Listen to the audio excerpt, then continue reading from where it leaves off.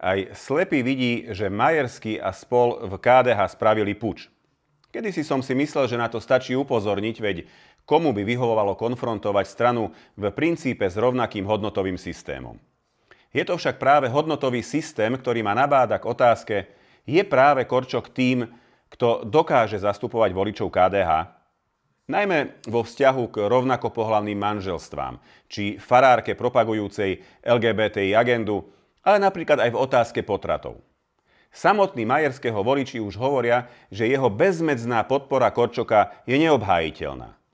Onoho času Korčokovú podporu obhajoval tak, že od neho očakáva, že zaručí dôstojnosť manželstva medzi mužom a ženou a ústavnú ochranu ľudského života.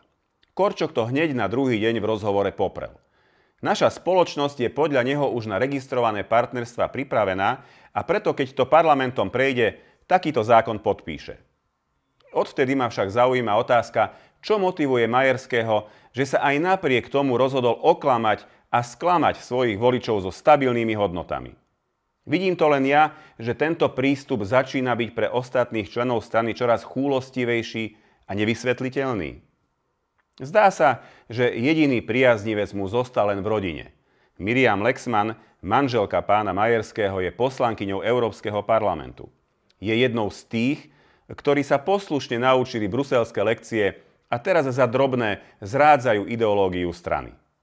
Voliči však nie sú hlúpi. V sobotu budú voliť aj sympatizanti KDH.